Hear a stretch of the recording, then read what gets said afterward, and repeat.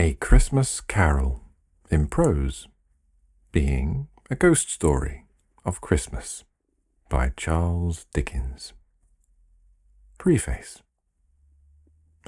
I have endeavoured in this ghostly little book to raise the ghost of an idea, which shall not put my readers out of humour with themselves, with each other, with the season, or with me. May it haunt their houses pleasantly, and no one wish to lay it. Stave1. Marley's Ghost. Marley was dead, to begin with. There is no doubt whatever about that. The register of his burial was signed by the clergyman, the clerk, the undertaker, and the chief mourner. Scrooge signed it, and Scrooge's name was good upon change for anything he chose to put his hand to. Old Marley was as dead as a doornail. Mind, I don't mean to say that I know, of my own knowledge, what there is particularly dead about a doornail. I might have been inclined, myself, to regard a coffin nail as the deadest piece of ironmongery in the trade. But the wisdom of our ancestors is in the simile, and my unhallowed hands shall not disturb it, or the country's done for. You will therefore permit me to repeat, emphatically, that Marley was as dead as a doornail. Scrooge knew he was dead. Of course he did. How could it be otherwise? Scrooge and he were partners for I don't know how many years. Scrooge was his sole executor, his sole administrator, his sole assign, his sole residuary legate, his sole friend, and his sole mourner. And even Scrooge was not so dreadfully cut up by the sad event, but that he was an excellent man of business on the very day of the funeral, and solemnized it with an undoubted bargain. The mention of Marley's funeral brings me back to the point I started from. There is no doubt that Marley was dead. This must be distinctly understood, or nothing wonderful can come of the story I am going to relate. If we were not perfectly convinced that Hamlet's father died before the play began, there would be nothing more remarkable in his taking a stroll at night, in an easterly wind, upon his own ramparts, than there would be in any other middle-aged gentleman rashly turning out after dark in a breezy spot, say St. Paul's churchyard, for instance, literally to astonish his son's weak mind. Scrooge never painted out old Marley's name. There it stood, years afterwards, above the warehouse door, Scrooge and Marley. The firm was known as Scrooge and Marley. Sometimes people new to the business called Scrooge Scrooge, and sometimes Marley, but he answered to both names. It was all the same to him. Oh, but he was a tight-fisted hand at the grindstone, Scrooge, a squeezing, wrenching, grasping, scraping, clutching, covetous old sinner, hard and sharp as flint, from which no steel had ever struck out generous fire, secret and self-contained, and solitary as an oyster. The cold within him froze his old features, nipped his pointed nose, shrivelled his cheek, stiffened his gait, made his eyes red, his thin lips blue, and spoke out shrewdly in his grating voice. A frosty rime was on his head, and on his eyebrows, and his weary chin. He carried his own low temperature always about with him. He iced his office in the dog days, and didn't thaw it out 1 degree at Christmas. External heat and cold had little influence on Scrooge. No warmth could warm, no wintry weather chill him. No wind that blew was bitterer than he. No falling snow was more intent upon its purpose, no pelting rain less open to entreaty. Foul weather didn't know where to have him. The heaviest rain and snow and hail and sleet could boast of the advantage over him in only one respect. They often came down handsomely, and Scrooge never did. Nobody ever stopped him in the street to say, with gladsome looks, "My dear Scrooge, how are you? When will you come to see me?" No beggars implored him to bestow a trifle. No children asked him what it was o'clock. No man or woman ever once in all his life inquired the way to such and such a place of Scrooge. Even the blind men's dogs appeared to know him, and when they saw him coming on, would tug their owners into doorways and up courts, and then would wag their tails as though they said, "No eye at all is better than an evil eye, dark master." But what did Scrooge care? It was the very thing he liked, to edge his way along the crowded paths of life, warning all human sympathy to keep its distance.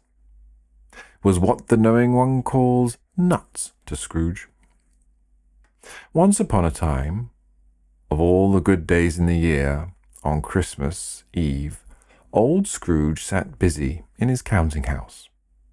It was cold, bleak, biting weather, foggy withal, and he could hear the people in the court outside go wheezing up and down, beating their hands upon their breasts and stamping their feet upon the pavement stones to warm them.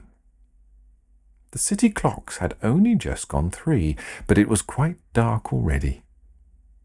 It had not been light all day, and candles were flaring in the windows of the neighbouring offices like ruddy smears upon the palpable brown air.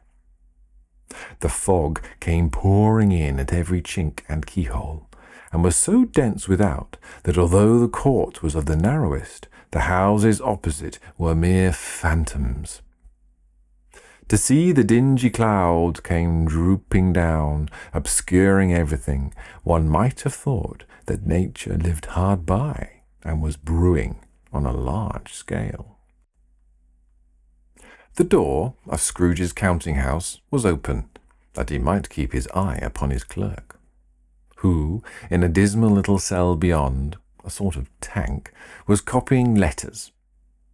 Scrooge had a very small fire, but the clerk's fire was so very much smaller that it looked like one coal. But he couldn't replenish it, for Scrooge kept the coal box in his own room, and so surely as the clerk came in with the shovel, the master predicted that it would be necessary for them to part. Wherefore the clerk put on his white comforter and tried to warm himself at the candle, in which effort, not being a man of a strong imagination, he failed. "A Merry Christmas, Uncle! God save you!" cried a cheerful voice. It was the voice of Scrooge's nephew, who had come upon him so quickly that this was the first intimation he had of his approach. "Bah!" said Scrooge. "Humbug!" He had so heated himself with rapid walking in the fog and frost, this nephew of Scrooge's, that he was all in a glow. His face was ruddy and handsome, his eyes sparkled, and his breath smoked again. "Christmas a humbug, Uncle?" said Scrooge's nephew. "You don't mean that, I'm sure." "I do," said Scrooge. "Merry Christmas! What right have you to be merry? What reason have you to be merry? You're poor enough." "Come then," returned the nephew gaily, "what right have you to be dismal? What reason have you to be morose? You're rich enough." Scrooge, having no better answer ready on the spur of the moment, said "Bah!" again, and followed it up with "Humbug." "Don't be cross, Uncle," said the nephew. "What else can I be," returned the uncle, "when I live in such a world of fools as this? Merry Christmas! Out upon Merry Christmas. What's Christmas time to you but a time for paying bills without money? A time for finding yourself a year older, but not an hour richer. A time for balancing your books and having every item in 'em through a round dozen of mouths presented dead against you. If I could work my will, said Scrooge indignantly, every idiot who goes about with Merry Christmas on his lips should be boiled with his own pudding and buried with a stake of holly through his heart. He should. Uncle, pleaded the nephew. Nephew, returned the uncle sternly. Keep Christmas in your own way, and let me keep it in mine. Keep it, repeated Scrooge's nephew. But you don't keep it. Let me leave it alone, then, said Scrooge. Much good may it do you, much good it has ever done you. There are many things from which I might have derived good, by which I have not profited, I dare say, returned the nephew. Christmas among the rest. But I am sure I have always thought of Christmas time, when it has come round, apart from the veneration due to its sacred name and origin, if anything belonged to it can be apart from that, as a good time. A kind, forgiving, charitable, pleasant time. The only time I know of, in the long calendar of the year, when men and women seem by one consent to open their shut-up hearts freely and to think of people below them, as if they really were fellow passengers to the grave, and not another race of creatures bound on other journeys. And therefore, uncle, though it has never put a scrap of gold or silver in my pocket, I believe that it has done me good, and will do me good, and I say, God bless it. The clerk in the tank involuntarily applauded, becoming immediately sensible of the impropriety. He poked the fire and extinguished the last frail spark for ever. Let me hear another sound from you, said Scrooge, and you'll keep your Christmas by losing your situation. You're quite a powerful speaker, sir, he added, turning to his nephew. I wonder you don't go into Parliament. Don't be angry, uncle. Come, dine with us tomorrow. Scrooge said that he would see him. Yes, indeed he did. He went the whole length of the expression, and said that he would see him in that extremity first. But why? Cried Scrooge's nephew. Why? Why did you get married? Said Scrooge. Because I fell in love. Because you fell in love? Growled Scrooge, as if that were the only one thing in the world more ridiculous than a Merry Christmas. Good afternoon. Nay, uncle, but you never come to see me before that happened. Why give it as a reason for not coming now? Good afternoon, said Scrooge. I want nothing from you. I ask nothing of you. Why cannot we be friends? Good afternoon, said Scrooge. I am sorry with all my heart to find you so resolute. We have never had any quarrel, to which I have been a party, but I have made the trial in homage to Christmas, and I'll keep my Christmas humour to the last. So a Merry Christmas, uncle. Good afternoon, said Scrooge. And a Happy New Year. Good afternoon, said Scrooge. His nephew left the room without an angry word, notwithstanding. He stopped at the outer door to bestow the greetings of the season on the clerk, who, cold as he was warmer than Scrooge, for he returned them cordially. There's another fellow, muttered Scrooge, who overheard him. My clerk, with 15 shillings a week, and a wife and a family, talking about a Merry Christmas. I'll retire to Bedlam. This lunatic, in letting Scrooge's nephew out, had let 2 other people in. They were portly gentlemen, pleasant to behold, and now stood with their hats off in Scrooge's office. They had books and papers in their hands, and bowed to him. Scrooge and Marley's, I believe, said one of the gentlemen, referring to his list. Have I the pleasure of addressing Mr. Scrooge or Mr. Marley? Mr. Marley has been dead these 7 years, Scrooge replied. He died 7 years ago, this very night. We have no doubt his liberality is well represented by his surviving partner, said the gentleman, presenting his credentials. It certainly was, for they had been two kindred spirits. At the ominous word liberality, Scrooge frowned and shook his head and handed the credentials back. At this festive season of the year, Mr. Scrooge, said the gentleman, taking up a pen, it is more than usually desirable that we should make some slight provision for the poor and destitute, who suffer greatly at the present time. Many thousands are in want of common necessaries. Hundreds of thousands are in want of common comforts. Sir. Are there no prisons? Asked Scrooge. Plenty of prisons, said the gentleman, laying down the pen again. And the Union workhouses? Demanded Scrooge. Are they still in operation? They are, still, returned the gentleman. I wish I could say they were not. The treadmill and the poor law are in full vigour, then, said Scrooge. Both very busy, sir. Oh. I was afraid from what you said at first that something had occurred to stop them in their useful course, said Scrooge. I am very glad to hear it. Under the impression that they scarcely furnish Christian cheer of mind or body to the multitude, returned the gentleman, a few of us are endeavouring to raise a fund to buy the poor some meat and drink and means of warmth. We chose this time because it is a time of all others when want is keenly felt, and abundance rejoices. What shall I put you down for? Nothing, Scrooge replied. You wish to be anonymous?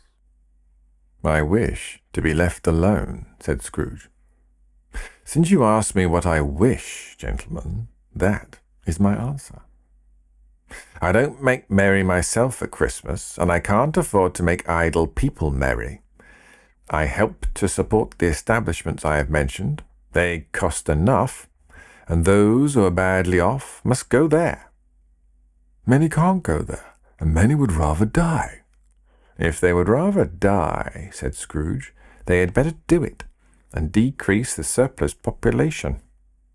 Besides, excuse me, I don't know that. But you might know it, observed the gentleman. It's not my business, Scrooge returned. It's enough for a man to understand his own business, and not to interfere with others' people's. Mine occupies me constantly. Good afternoon, gentlemen. Seeing clearly that it would be useless to pursue their point, the gentleman withdrew. Scrooge resumed his labours with an improved opinion of himself, and in a more vexatious temper than was usual with him. Meanwhile, the fog and darkness thickened so that people ran about with flaring links, proffering their services to go before horses in carriages, and conduct them on their way. The ancient tower of a church, whose gruff old bell was always peeping slyly down at Scrooge out of a Gothic window in the wall, became invisible, and struck the hours and quarters in the clouds, with tremulous vibrations, afterwards as if its teeth were chattering in its frozen head up there. The cold became intense. In the main street, at the corner of the court, some labourers were repairing the gas pipes, and had lighted a great fire in a brazier, around which a party of ragged men and boys were gathered, warming their hands and winking their eyes before the blaze in rapture. The water plug being left in solitude, its overflowings sullenly congealed and turned to misanthropic ice. The brightness of the shops where holly sprigs and berries crackled in the lamp heat of the windows, made pale faces ruddy as they passed. poulterers and grocers' trades became a splendid joke, a glorious pageant with which it was next to impossible to believe that such dull principles as bargain and sale had anything to do. The Lord Mayor, in his stronghold of the mighty mansion house, gave orders to his 50 cooks and butlers to keep Christmas as a Lord Mayor's household should. And even the little tailor, whom he had fined 5 shillings on the previous Monday for being drunk and bloodthirsty in the streets, stirred up tomorrow's pudding in his garret, while his lean wife and the baby sallied out to buy the beef. Foggier yet, and colder. Piercing, searching, biting cold. If the good St. Dunstan had been nipped the evil spirit's nose with a touch of such weather as that, instead of using his familiar weapons, then indeed he would have roared to lusty purpose. The owner of one scant young nose, gnawed and mumbled by the hungry cold, as bones are gnawed by dogs, stooped down at Scrooge's keyhole to regale him with a Christmas carol. But at the first sound of "God bless ye merry gentlemen, may nothing you dismay," Scrooge seized the ruler with such energy of action that the singer fled in terror, leaving the keyhole to the fog in even more congenial frost. At length the hour of shutting up the counting-house arrived.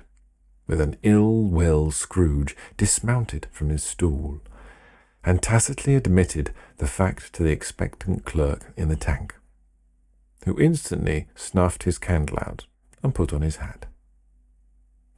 "You'll want all day tomorrow, I suppose," said Scrooge. "If quite convenient, sir." "It's not convenient," said Scrooge, "and it's not fair. If I was to stop £0.50 for it, you'd think yourself ill-abused, I'd be bound." The clerk smiled faintly. "And yet," said Scrooge, "you don't think me ill-used when I pay a day's wages for no work." The clerk observed that it was only once a year.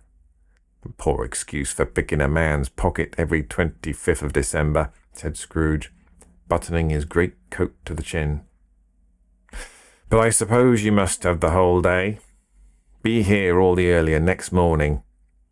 The clerk promised that he would, and Scrooge walked out with a growl. The office was closed in a twinkling, and the clerk, with the long ends of his white comforter dangling below his waist, for he boasted no great coat, went down a slide on Cornhill, at the end of a lane of boys 20 times, in honour of its being Christmas Eve, and then ran home to Camden Town as hard as he could pelt, to play at blind man's bluff. Scrooge took his melancholy dinner in his usual melancholy tavern, and having read all the newspapers, and beguiled the rest of the evening with his banker's book, went home to bed. He lived in chambers which had once belonged to his deceased partner. They were a gloomy suite of rooms, in a lowering pile of building up a yard, where it had so little business to be that one could scarcely help fancying it must have run there when it was a young house, playing at hide-and-seek with other houses, and forgotten the way out again. It was older enough now, and dreary enough, for nobody lived in it but Scrooge, the other rooms being all let out as offices. The yard was so dark that even Scrooge, who knew its every stone, was fain to grope with his hands. The fog and frost so hung about the black old gateway of the house that it seemed as if the genius of the weather sat in mournful meditation on the threshold. Now, it is a fact that there was nothing at all particular about the knocker on the door, except that it was very large. It is also a fact that Scrooge had seen it, night and morning, during his whole residence in that place. Also, that Scrooge had as little of what is called fancy about him as any man in the city of London, even including, which is a bold word, the corporation, alderman, and livery. Let it also be borne in mind that Scrooge had not bestowed one thought on Marley since his last mention of his 7 years dead partner that afternoon. And then let any man explain to me, if he can, how it happened that Scrooge, having his key in the lock of the door, saw in the knocker, without its undergoing any intermediate process of change, not a knocker, but Marley's face. Marley's face! It was not in impenetrable shadow, as the other objects in the yard were, but had a dismal light about it, like a bad lobster in a dark cellar. It was not angry, or ferocious, but looked at Scrooge as Marley used to look, with ghostly spectacles turned up on its ghostly forehead. The hair was curiously stirred, as if by breath or hot air, and, though the eyes were wide open, they were perfectly motionless. That, and its livid colour, made it horrible. But its horror seemed to be in spite of the face and beyond its control, rather than a part of its own expression. As Scrooge looked fixedly at this phenomenon, it was a knocker again.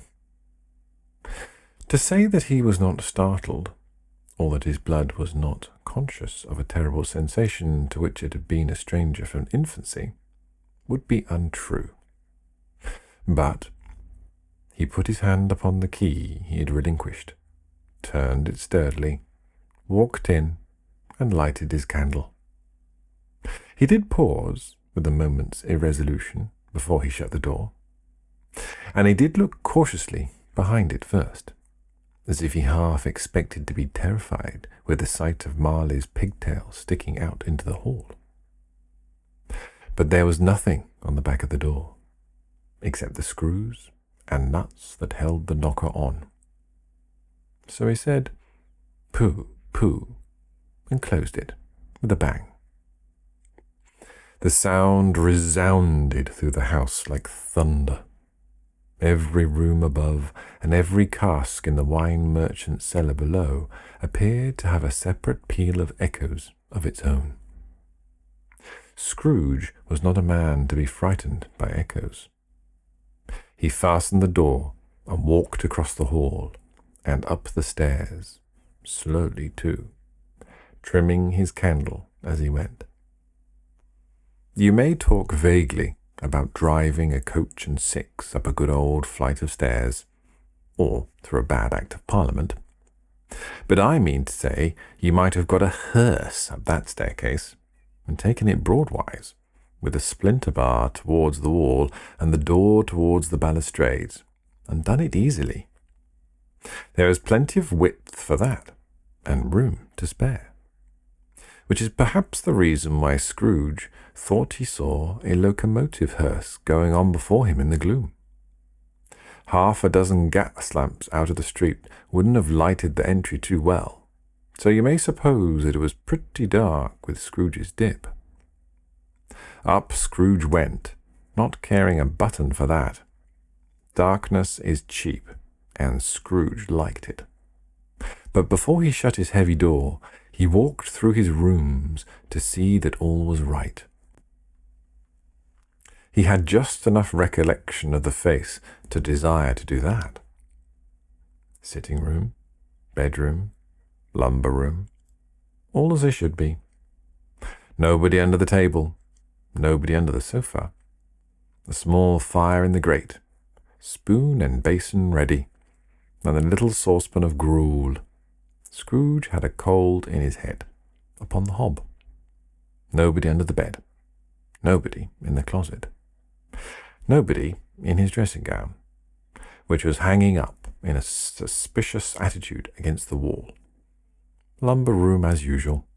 Old fireguard, old shoes, 2 fish baskets, washing stand on 3 legs, and a poker. Quite satisfied, he closed his door and locked himself in. Double locked himself in, which was not his custom. Thus secured against surprise, he took off his cravat, put on his dressing gown, and slippers and his nightcap, and sat down before the fire to take his gruel. It was a very low fire indeed, nothing on such a bitter night. He was obliged to sit close to it and brood over it before he could extract the least sensation of warmth from such a handful of fuel. The fireplace was an old one, built by some Dutch merchant long ago, and paved all round with quaint Dutch tiles designed to illustrate the scriptures.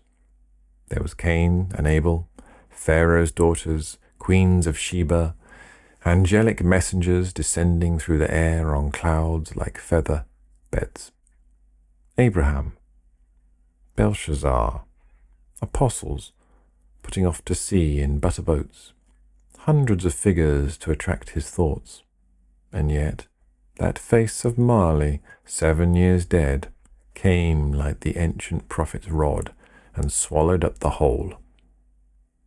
If each smooth tile had been a blank at first, with power to shape some picture on its surface from the disjointed fragments of his thoughts, there would have been a copy of old Marley's head on every one.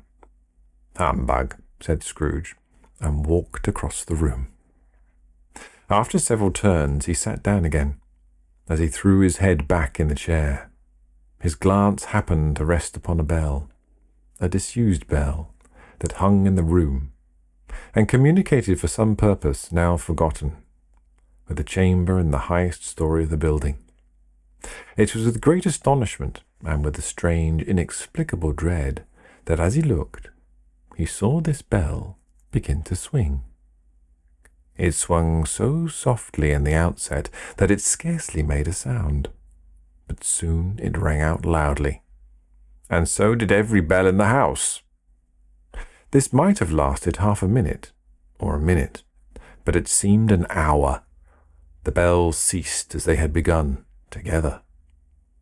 They were succeeded by a clanking noise deep down below, as if some person were dragging a heavy chain over the casks in the wine merchant's cellar.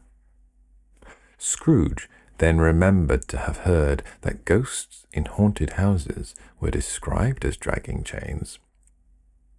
The cellar door flew open with a booming sound, and then he heard the noise much louder, on the floors below, then coming up the stairs, then coming straight towards his door. "It's humbug still," said Scrooge. "I won't believe it." His colour changed, though. Then, without a pause, it came on through the heavy door, and passed into the room before his eyes.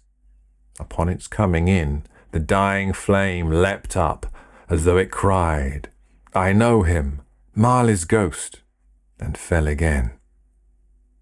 The same face, the very same.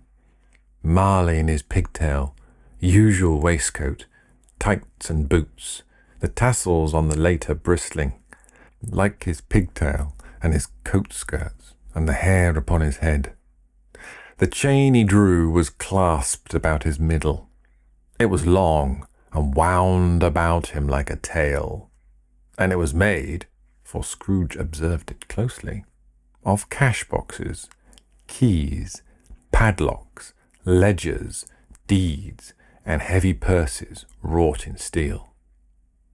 His body was transparent, so that Scrooge, observing him and looking through his waistcoat, could see the 2 buttons on his coat behind. Scrooge had often heard it said that Marley had no bowels, but he'd never believed it until now.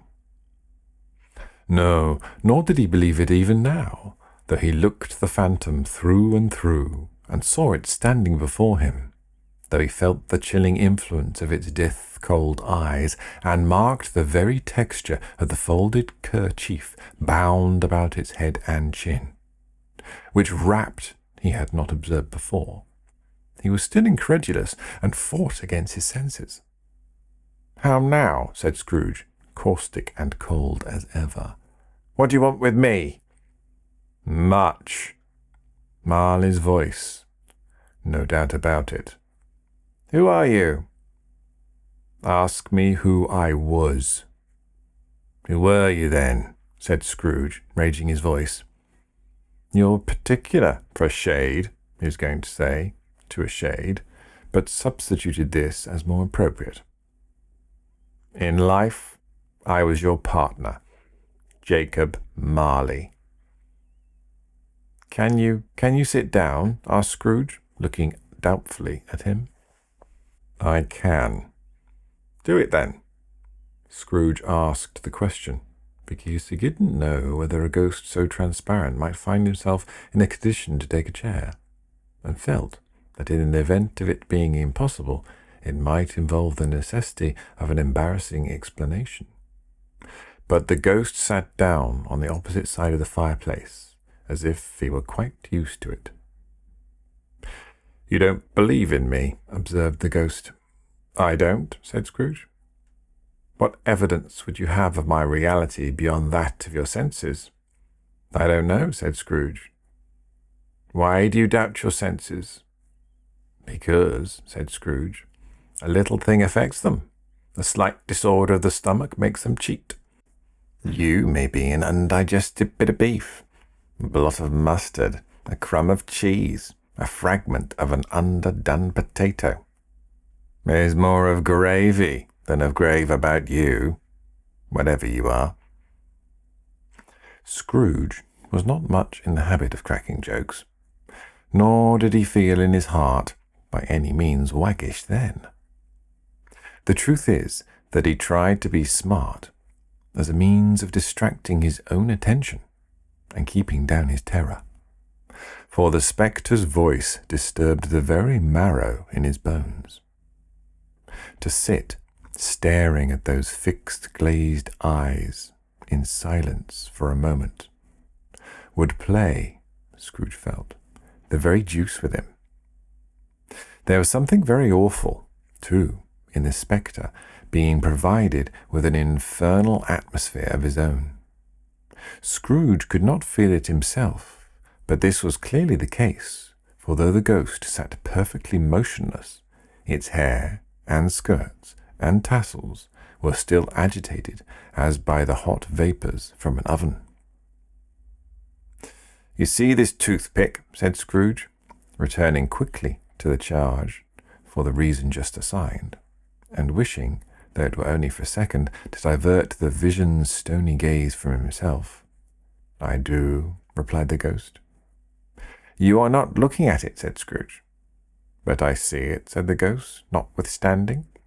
"Well," returned Scrooge, "I have but to swallow this, and be for the rest of my days persecuted by a legion of goblins, all of my own creation. Humbug, I tell you, humbug." At this the spirit raised a frightful cry, and shook its chain with such a dismal and appalling noise that Scrooge held on tight to his chair, to save himself from falling in a swoon. But how much greater was his horror when the phantom, taking off the bandage round its head, as if it were too warm to wear indoors, its lower jaw dropped down upon its breast. Scrooge fell upon his knees and clasped his hands before his face. "Mercy," he said. "Dreadful apparition, why do you trouble me?" "Man of the worldly mind," replied the ghost, "do you believe in me or not?" "I do," said Scrooge. "I must. But why do spirits walk the earth, and why do they come to me?" "It is required of every man," the ghost returned, "that the spirit within him should walk abroad among his fellow men, and travel far and wide, and if that spirit goes not forth in life, it is condemned to do so after death. It is doomed to wander through the world, oh, woe is me, and witness what it cannot share, but might have shared on earth, and turn to happiness." Again the spectre raised a cry, and shook its chain and wrung its shadowy hands.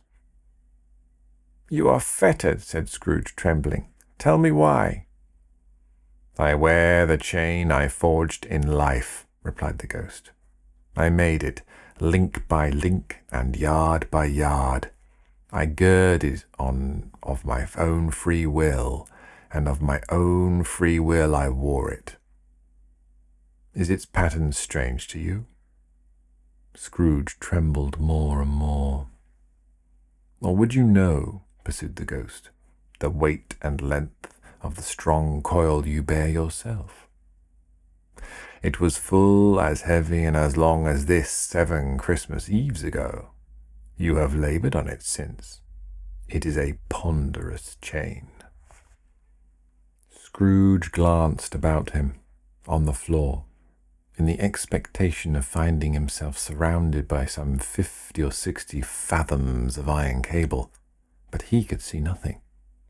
"Jacob," he said imploringly, "old Jacob Marley, tell me more. Speak comfort to me, Jacob." "I have none to give," the ghost replied. "It comes from other regions, Ebenezer Scrooge, and is conveyed by other ministers to other kinds of men.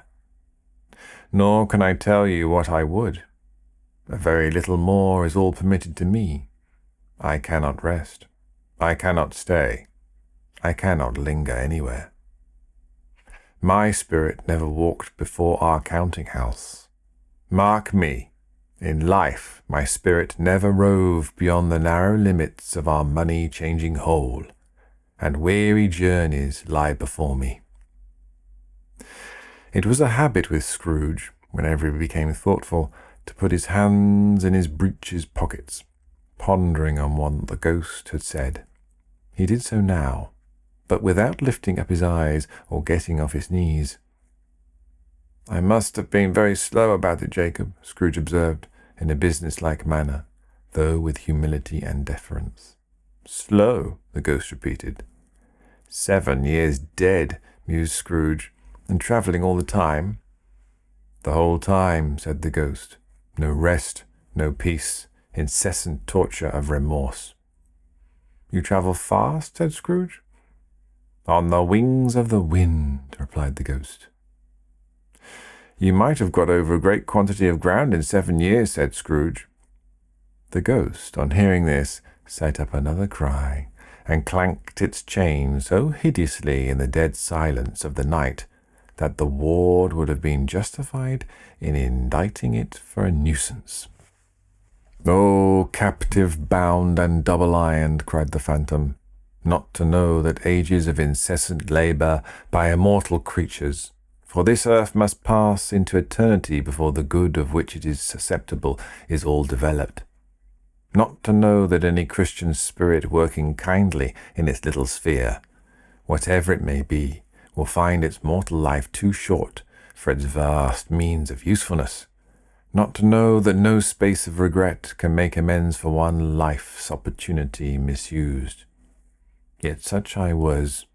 Oh, such I was." "But you were always a good man of business, Jacob," faltered Scrooge, who now began to apply this to himself. "Business?" cried the ghost, wringing his hands again. "Mankind was my business. The common welfare was my business.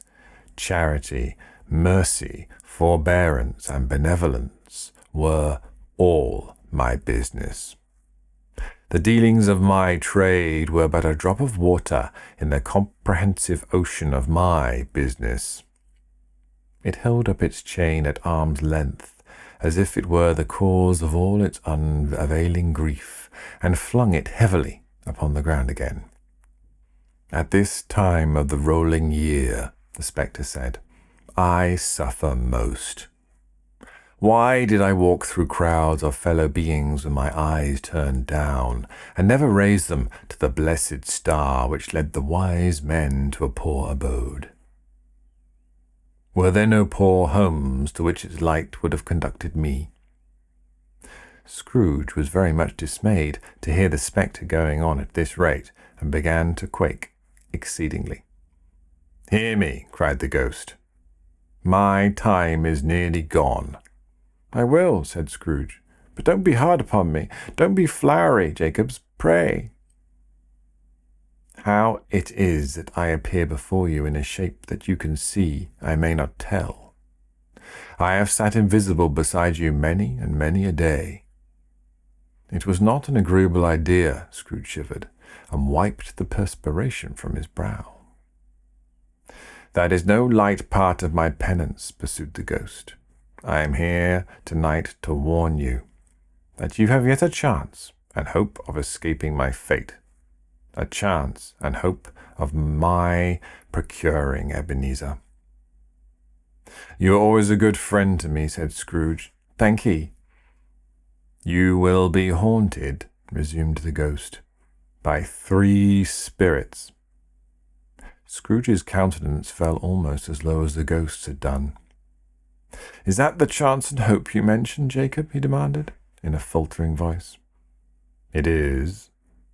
I think I'd rather not, said Scrooge. Without their visit, said the ghost, you cannot hope to shun the path I tread. Expect the first tomorrow, when the bell tolls 1. Couldn't I take 'em all at once and have it over, Jacob? Hinted Scrooge. Expect the second on the next night at the same hour. The third upon the next night, when the last stroke of 12 has ceased to vibrate. Look to see me no more, and look that, for your own sake, you remember what has passed between us. When it had said these words, the spectre took its wrapper from the table and bound it round its head as before. Scrooge knew this by the smart sound its teeth made when the jaws were brought together by the bandage. He ventured to raise his eyes again and found his supernatural visitor confronting him in an erect attitude, with its chain wound over and about its arm. The apparition walked backward from him, and at every step it took, the window raised itself a little, so that when the spectre reached it, it was wide open. It beckoned Scrooge to approach, which he did. When they were within 2 paces of each other, Marley's ghost held up its hand, warning him to come no nearer. Scrooge stopped, not so much in obedience as in surprise and fear. For on the raising of the hand, he became sensible of confused noises in the air, incoherent sounds of lamentation and regret, wailings inexpressibly sorrowful and self-accusatory. The spectre, after listening for a moment, joined in the mournful dirge and floated out upon the bleak dark night. Scrooge followed to the window, desperate in his curiosity. He looked out.